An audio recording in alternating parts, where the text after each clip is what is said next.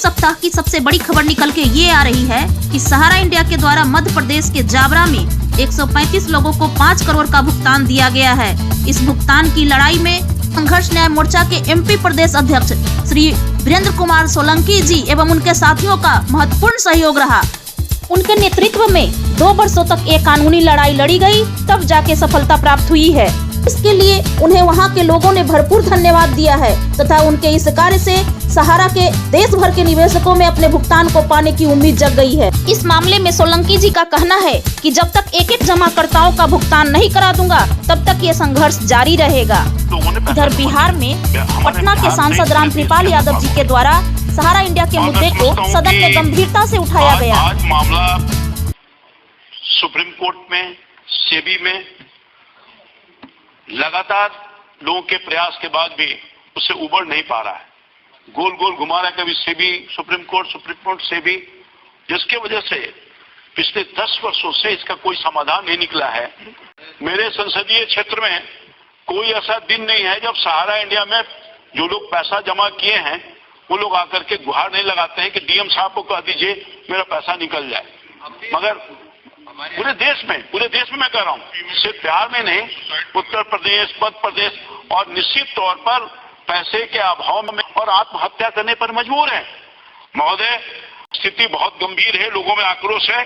मैं आपके माध्यम से सरकार का ध्यान आकृष्ट करना चाहता हूं सदन के माध्यम से कि सहारा में फंसे हुए जो गरीब लोग हैं उनके पैसा लौटाने की अग्रसर कार्रवाई की जाए, और नहीं तो जो सेबी ने जो पैसा जब्त किया है उसको जब्त किए हुए पैसे को गरीबों के बीच बांट करके उनको सहारा देने का काम किया जाए। सर, ये बहुत ही अत्यंत गंभीर मामला है जिसको आपके सामने आपके माध्यम से सरकार का ध्यान आकृष्ट दिलवाने का काम कर रहे हैं। थैंक यू, बहुत धन्यवाद। इधर बिहार के बेगूसराय में मुख्यमंत्री नीतीश कुमार जी के समाधान यात्रा के दौरान सहारा से भुगतान को लेकर के जमकर नारेबाजी की गयी।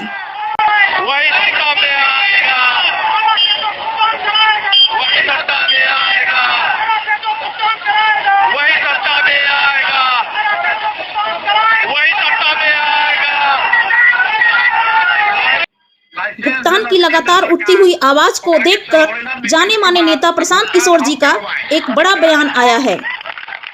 अब एक ही उपाय है पैसा मिलने का। अगर राज्य सरकार चाहे तो सहारा इंडिया का जो प्रॉपर्टी है बिहार में उसको जब्त करके बेच के कुछ भुगतान करा सकती है। तो उसके लिए हमको हर जगह लोग मिलते हैं तो उसको हम बताते हैं, आप 13 लाख 13 करोड़ बहुत आदमी नंबर देता है कि आप पहले अपना संगठन कोई बनाइए, एक फोरम बनाइए। हम इतनी ही मदद कर सकते हैं कि आपको बताएंगे कि कैसे आप आवाज उठाइएगा तो आपकी आवाज सरकार तक पहुंचे। और बिना राज्य सरकार के संपत्ति जब्त किए हुए सहारा इंडिया का पैसा मिलने का कोई उपाय नहीं है। कोई अगर कह रहा है तो आपको बुर्बक बना रहा है। उनके द्वारा सहारा के निवेशकों को संगठन बनाकर अपनी आवाज को सरकार तक पहुंचाने की सलाह दी गई है। इधर दूसरी तरफ एक बहुत ही दुखद घटना सामने आई है जिसमें सहारा के ही कार्यकर्ता हेमंत कुमार मेघवाल ने भुगतान न मिलने के कारण परेशान होकर आत्महत्या जैसा कदम उठा लिया है। Hello everyone, welcome in my channel Saumya for Sahara. आज मैं यहाँ कोई वीडियो नहीं बना रही, ना ही किसी टॉपिक पे कोई बात कर रही हूँ।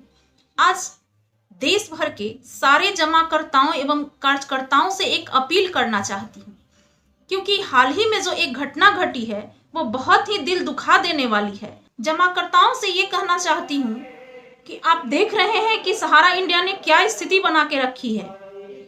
वो सहारा इंडिया का एक डिप्लोमेटिक कैरेक्टर जो सबके सामने आ रहा है, कहीं यही सहारा इंडिया भुगतान कर रहा है तो कहीं यही सहारा इंडिया जो है कि पैसे के लिए लोगों को परेशान करके रखा है। तो इसका भुगतान का जो प्रक्रिया अभी हाल में निकल के आया, जावरा में जो भुगतान हुआ है वो कानूनी प्रक्रिया के द्वारा हुआ है, और सिर्फ न केवल कानूनी प्रक्रिया बल्कि उसमें आंदोलन भी महत्वपूर्ण भूमिका में साथ निभाया है। क्योंकि कानूनी प्रक्रिया तो बहुत जगह की गई लेकिन सब जगह भुगतान नहीं हुआ। आखिर जावरा में ही क्यों हुआ? तो जावरा में इसलिए हुआ कि वहां कानूनी प्रक्रिया के साथ साथ आंदोलन भी बहुत बड़ी भूमिका निभाया है।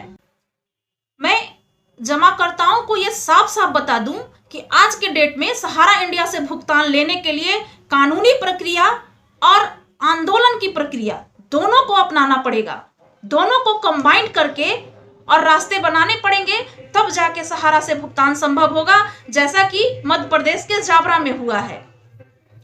और इसके साथ साथ मेरी अपील कार्यकर्ताओं से है, देश भर के सारे कार्यकर्ताओं से ये अपील है कि अभी जो हाल ही में एक घटना घटी है वो बहुत दुखद घटना है और आए दिन ऐसी घटनाएं होती रह रही हैं, सुनने में को आ रही हैं, देखने को मिल रही हैं। तो मैं उन कार्यकर्ताओं से, सभी कार्यकर्ताओं से ये कहना चाहती हूँ कि वे इस तरह की मानसिक स्तर को क्यों प्राप्त कर लेते हैं।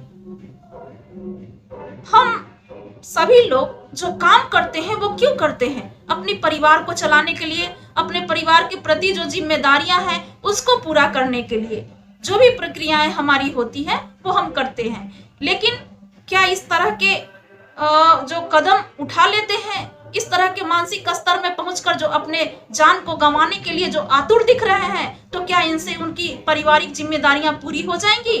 क्या पारिवारिक दबाव खत्म हो जाएगा? ऐसा तो नहीं होता है। ठीक इसके उलट उनका पारिवारिक दबाव और बढ़ ही जाता है। हाल ही में हेमंत कुमार मेघवाल के द्वारा जो ये कदम उठाया गया बहुत ही दुखद है और इससे देश के सभी कार्यकर्ता मर्माहत हैं। तो उन्होंने जो कदम उठाया उससे पहले एक बड़ा ही मार्मिक नोट लिखा है। दिनांक 11 फरवरी 2023। मेरी मौत का कारण सहारा इंडिया प्राइवेट कंपनी है, जो कि लोगों का लाखों रुपया लाकर मैंने जमा किया, मगर अब वापस मैच्योरिटी नहीं हो रही है। लोगों को जवाब देकर परेशान हो गया। इससे तो अच्छा मैंने 15 साल का काम गुजरात में किया, वो भी अच्छा था। यह सहारा ऐसी ही चली तो मैं क्या, पूरे देश में हजारों लोग आत्महत्या करेंगे। खास बात मेरे छोटे भाई आत्माराम को कहना चाहता हूँ, मैंने तुम्हें बेटे की तरह रखा। पापा नहीं होते हुए पापा का एहसास नहीं होने दिया। मेरे दोनों बेटे तेरे हवाले, तू ही बाप का एहसास मत होने देना और मम्मी का ख्याल रखना। I love mummy, I love चंद बेटा, आई लव विक्कू बेटा, आई लव आतू भाव। बाहर सहारा इंडिया मेरे जैसे कितनों का परिवार उजाड़ेगा। हेमंत कुमार। हालांकि ये बहुत ही मार्मिक नोट है, मन द्रवित हो उठता है इसको पढ़ने के बाद, लेकिन फिर भी मैं ये कहना चाहती हूं कि क्यों इस तरह के कदम क्यों उठाए जा रहे हैं। माना कि सहारा इंडिया ने बहुत ज्यादा परेशानी खड़ी कर रखी है, माना कि बहुत स्थिति विकृत है, तो आप उसको कंट्रोल करने का प्रयास करिए। आप जमाकर्ताओं की लड़ाई को संगठन के माध्यम से जुड़ करके लड़िए या कानूनी प्रक्रिया में जाइए। हर तरह का प्रेशर कंपनी पे क्रिएट करिए। चूंकि ये कंपनी ने गलत किया है, कोई कार्यकर्ता ने नहीं किया, तो फिर क्यों कार्यकर्ता अपनी जान दें। और अगर वो भी नहीं हो रहा है, अगर वो स्थिति आपसे नहीं संभल रही है, तो किसी भी प्रकार से आप मैं इतना कहना चाहती हूं कि आप उस घर को छोड़ दें, आप उस गली को छोड़ दें, मोहल्ले को छोड़ दें, उस गांव को छोड़ दें, उस यहां तक हो सके कि उस स्टेट को छोड़ दें और दूसरे स्टेट में आ जाएं। लेकिन मेरी एक अपील है कि दुनिया ना छोड़े। मेरा सवाल बस इतना है, मेरा कहना बस इतना है कि घर छोड़ देते, मोहल्ला छोड़ देते, गली छोड़ देते, गांव छोड़ देते, राज्य छोड़ देते, लेकिन दुनिया न छोड़ते।